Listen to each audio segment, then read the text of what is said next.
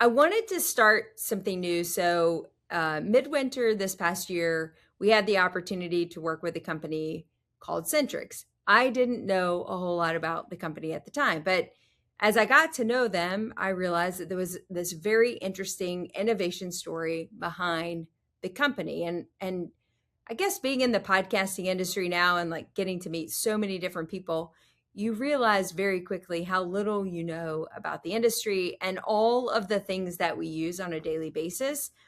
You start to learn the story of how it came to be. So I thought we would play around with a new series. You guys can provide me feedback. If you think it really sucks, we'll be done with it tomorrow. But talking a little bit about the stories that built dentistry. And today we're going to talk about the composite compule. I know, super sexy topic. But I want to uncover the people and moments kind of behind the different innovations that we currently probably very much take for granted every day. So let me ask you a question.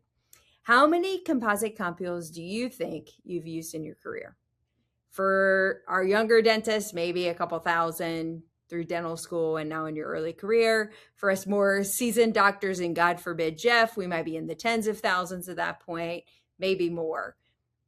That's a part of dentistry that we reach for every single day. And honestly, up until I met the people at Centrix, I had never really thought about a composite compule. I definitely took it for granted, but there was actually a time in which that didn't exist. And back then, placing composite meant dispensing the material onto a pad, picking it up with your instrument, carrying it to the tooth, hoping it stayed where you wanted. It was kind of messy, inefficient, and frustrating, so I'm told. Most dentists, probably like myself, would have just accepted it, but one didn't. His name was Dr. Louis Dragon, and he wasn't trying to invent like the next great dental product. He was simply trying to solve a problem that he was annoyed by every single day. So he asked a simple question: why can't I just place the material exactly where I want it to go? And after seeing patients, he started playing around with prototypes. Eventually, he created a small disposable tube that fit into a delivery gun, allowing dentists to deliver composite directly into the preparation with greater precision, less waste, and better control. That simple idea became the foundation for the composite compule we all use today. Here's what I love about this story. Innovation rarely begins with someone trying to change the whole industry, right?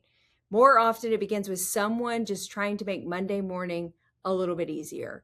So, the next time you pick up your composite compule this week, remember, you're not just holding a piece of plastic.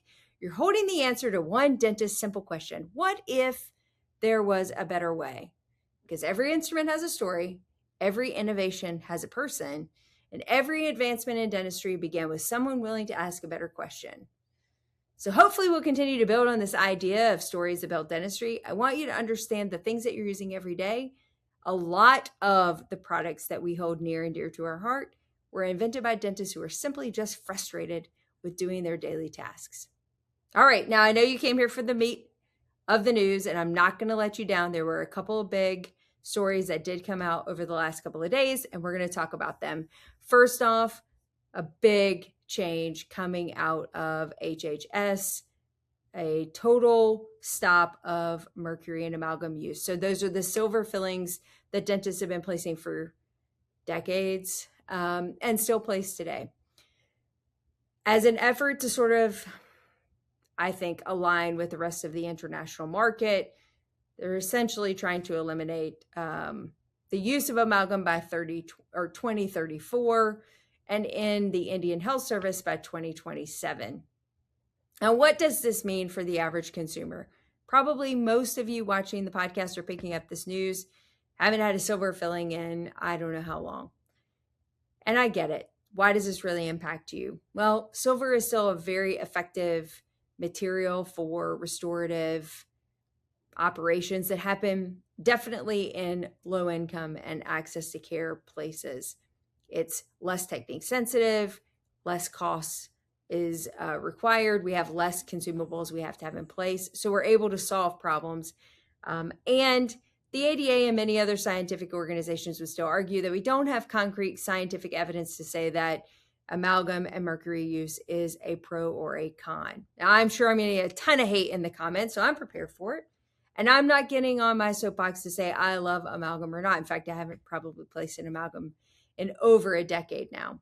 But it bears the question to say, are we making decisions based on scientific evidence or just on a whim? And if I learned anything after today and listening to the Fauci investigation, I know now more than ever that I like to make decisions based on science, evidence-based, peer-reviewed, and not just on a whim.